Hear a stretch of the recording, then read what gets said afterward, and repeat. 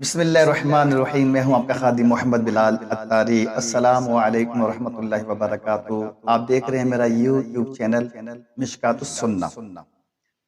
کئی بھائی یہ کہتے ہیں کہ جناب والا اسی دن کو عبادت کے لیے متعین کرنا یہ بدعت ہے اور بدعت گمراہی ہے، لہٰذا اگر کوئی شخص متعین کردہ دن میں عبادت کرے گا تو گناہگار ہوگا کیونکہ یہ بدعت ہے۔ کیا یہ صحیح ہے؟ اس میں کیا حقیقت اور کیا فسانہ؟ دیکھیں، پہلی بات تو ذہن میں رکھیں کہ نہ تو یہ کوئی اصول ہے اور نہ ہی کوئی قاعدہ کلیہ ہے کہ کسی مخصوص دن کو عبادت کرنا بدعت ہے۔ تو اس کو بدعت کہنا یہ بہت سخت جرم ہے اور بڑی جرت ہے۔ یعنی ایک حلال کام کو گویا کہ بدعت کہہ کر ناجائز قرار دینا یہ شریعت میں بڑی جرت ہے۔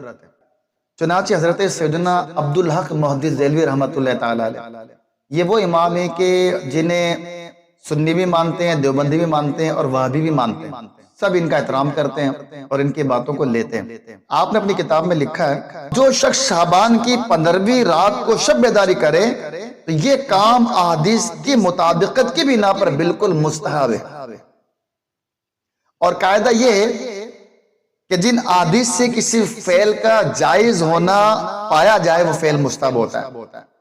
یہ تو مستحب عمل ہے میرے پیارے محترم سامعین کرام۔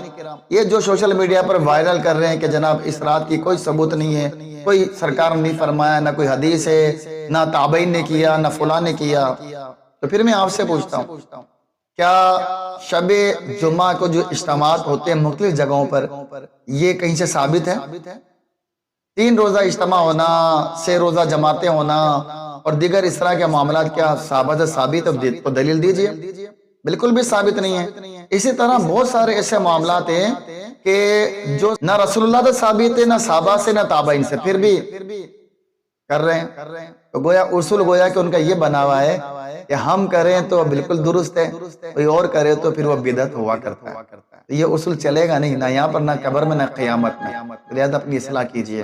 اللہ تعالیٰ مسلمانوں کے ایمان کی حفاظت فرمائے اور اس طرح کے فتنہ انگیز اور شر پھیلانے والوں سے عاشقان رسول صلی اللہ تعالیٰ علیہ وآلہ وسلم کی حفاظت فرمائے۔ صلو علی الحبیب۔